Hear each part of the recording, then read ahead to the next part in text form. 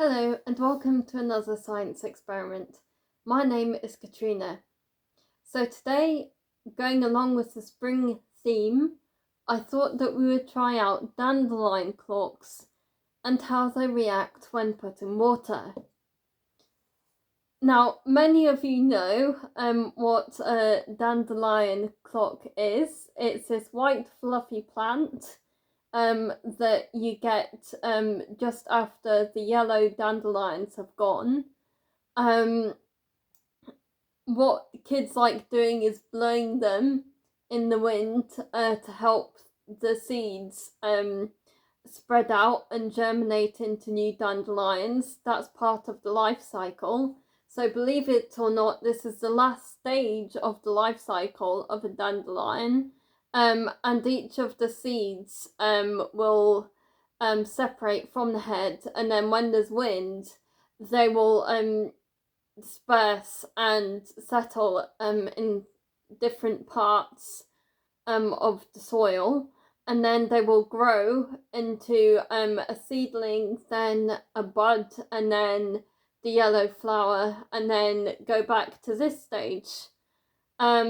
So the first thing that I noticed about my plant was that when I got it from the ground, it had an extremely long stem, and I wondered why.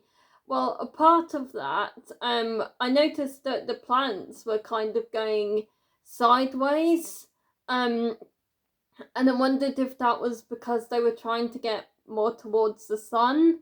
You see that a lot in plants, they kind of grow towards the direction of the sunlight.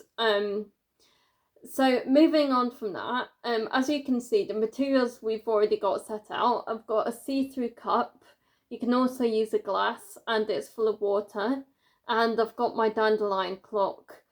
So now what I'm going to do is ask you, what do you think will happen if you dip a white dandelion into a glass of water? Well, my theory is that the seeds will fall off and float in the water. As you can see, the plant is not intact. Only half of it is intact. So I'm not quite sure how well this experiment will work, but let's give it a try.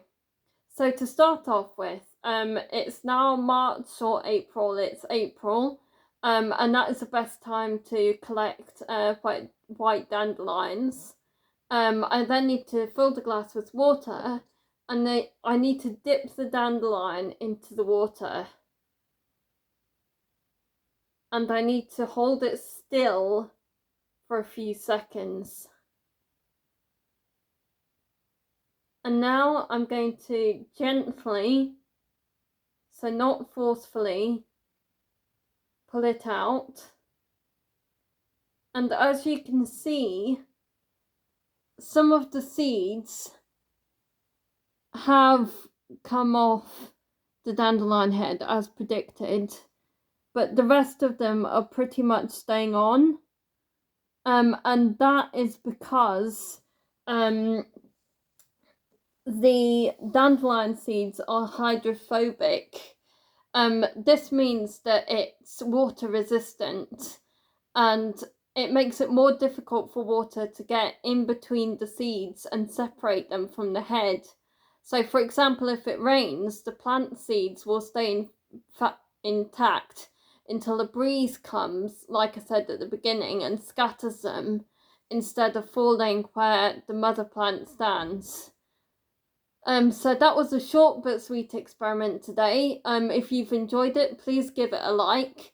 Dr. Dot has done something similar. I don't believe it's on a YouTube channel, but I think it's on a Facebook. It's also all over the internet. So yeah, that's another way to have fun with dandelion heads. Okay, enjoy and see you next time. Bye.